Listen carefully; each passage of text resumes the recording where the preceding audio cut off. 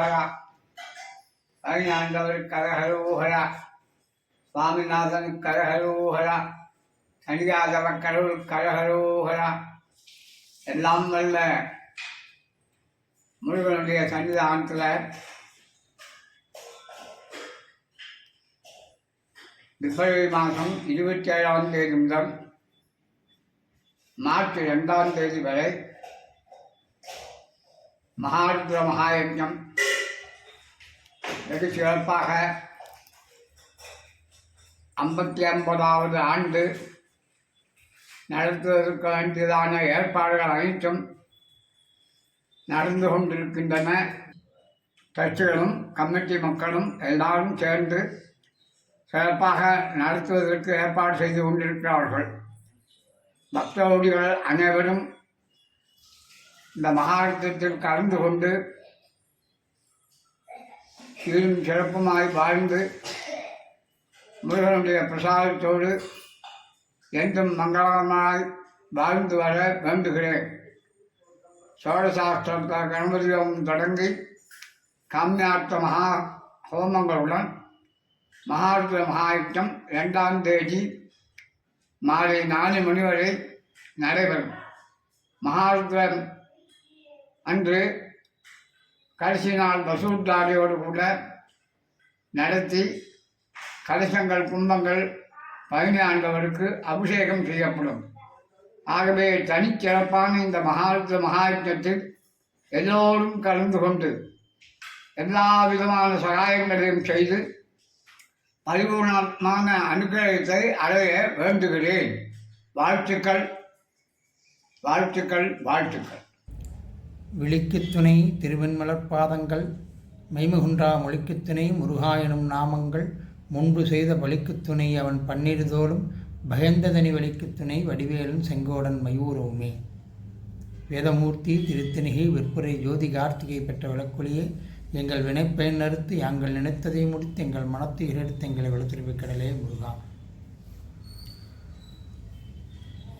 அனைவருக்கும் வணக்கம். அனைவருக்கும் முருகன் அருள் கிடைக்க பிரார்த்திக்கிறேன். பழனியம்பதியில் வருகிற பிப்ரவரி மாதம் 27/2/2026 முதல் மார்ச் 2ஆம் தேதி வரை மகாருத்ர மகாயாகம் என்ற ஒரு நிகழ்ச்சி மாபெரும் யாகம் நடைபெற இருக்கிறது. இந்த ஆண்டு 59வது ஆண்டாக இந்த மகாருத்ர மகாயாகமானது நடைபெற இருக்கிறது. மிகுந்த பொருள் செலவில் நடைபெறும் இந்த யாகமானது தலை சிறந்த வேத விற்பனர்களை கொண்டு பழனியம்பதியிலே நடத்தப்பட இருக்கிறது. இந்த மகாயாகமானது உலக நலன் கருதி நடத்தப்படுகிறது. உலகில் உள்ள அனைத்து தரப்பு மக்களும் உலக நாடுகளும் ஒற்றுமையுடன் பொருளாதாரத்தில் சிறப்படைந்தும் வேற்றுமையின்றியும் பகைமையின்றியும் இருக்க இந்த மாபெரும் யாகம் நடைபெறுகிறது. 27/2 அன்று தொடங்கப்படும் இந்த யாகமானது முதல் நிகழ்ச்சியாக சோடச அஷ்டோத்திர மகா கணபதி ஹோமம் நடைபெற இருக்கிறது. சோடச அஷ்டோத்திரம் என்றால் சோடசம் என்றால் 16, அஷ்டோத்திரம் என்றால் 108. அதாவது 16 பொருள்களை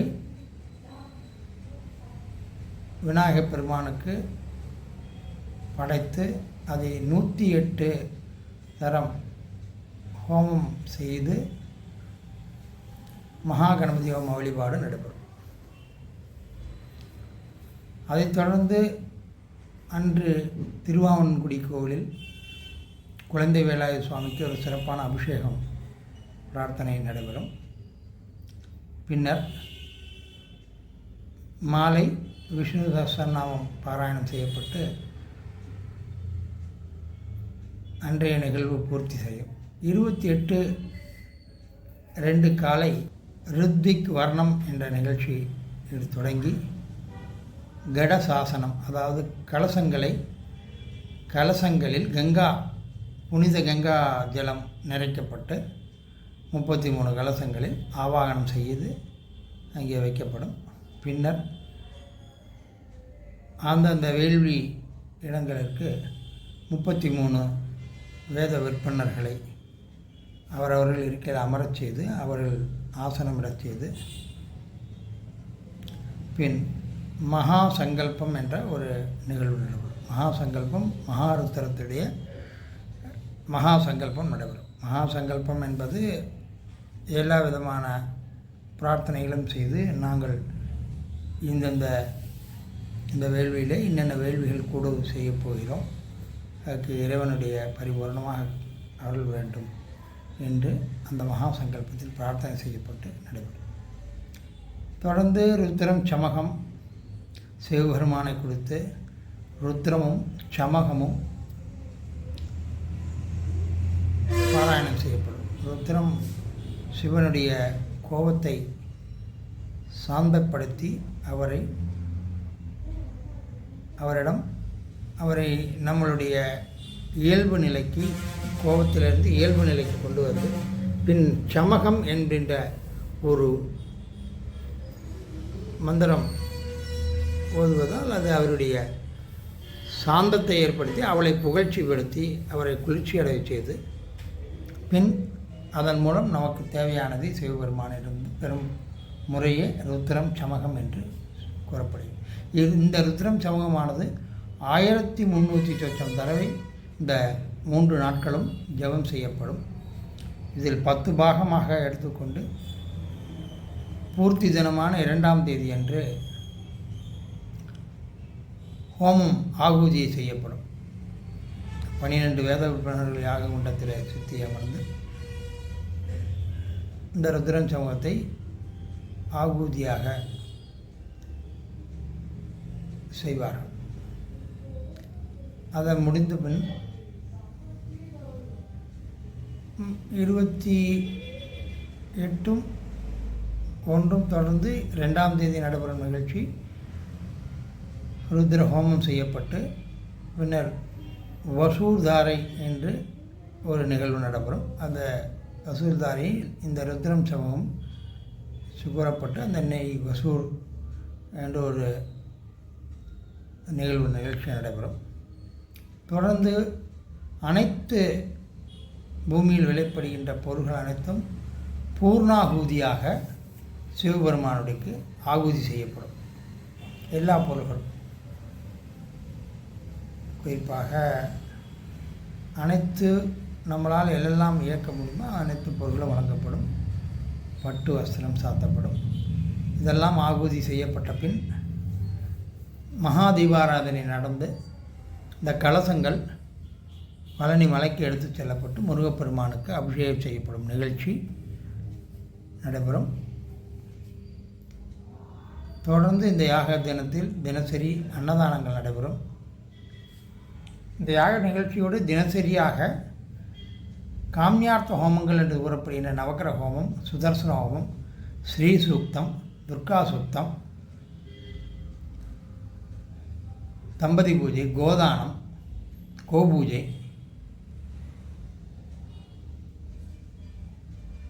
என்கின்ற எல்லா நிகழ்வுகளும் ஒவ்வொரு தினத்தில் ஒவ்வொன்றாக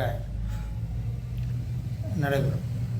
இந்த ஸ்ரீ பாக்கிய சுத்தம் நடைபெறும். இந்த மாதிரியான ஹோமங்கள் அது தனிப்பட்ட முறையில் நடத்தி இந்த யாகத்தின் நிகழ்வுகள் நடத்தப்படும். இந்த யாகம் மாபெரும் பொருள் செலவில் உலக நலம் கருதி எல்லோராலும் உதவியாலும் செய்யப்பட இருக்கிறது. இந்த மாபெரும் யாகத்தில் நீங்கள் அனைவரும் கலந்து கொண்டு தங்களால் இயன்ற அனைத்து உதவிகளும் செய்து யாகம் சிறப்புட நடக்குவதற்கு தங்கள் மேலான உதவியை இன்றைய முருகப்பெருமானுடைய பரிபூர்ண கடாட்சத்தை பெற்று சிவபெருமான் அருளோடு முருகப்பெருமானின் அருளையும் பெற்றுக்கொண்டு உய்யுமாறு கேட்டுக்கொள்கிறோம். முடிந்தவரை நேரில் வந்து கலந்து கொண்டு சிறப்பிக்க வேண்டுகிறோம். இயலாதவர்கள் அவர்கள் தொலைபேசிக்கு நேரடியாக யூடியூப் சேனல் மூலமாக, நமது மகாருத்ர யூடியூப் சேனல் மூலமாக அன்றன்றைய நிகழ்வுகள் நேரடியாக இந்திய டயத்தில் காலை 5 மணி முதல் தொடர்ந்து ஒளிபரப்பப்படும். தினசரி மாலையில் விஷ்ணு சஹஸ்ரநாமம் கமார்ச்சனை நடைபெறும். அதோடு தெய்வீக சொற்பொழிவு நடைபெறும். இந்த அனைத்து நிகழ்ச்சியிலும் அனைவரும் கலந்து கொண்டு இறையருள் பெற வேண்டுகிறோம். முருகன் அருள். நன்றி.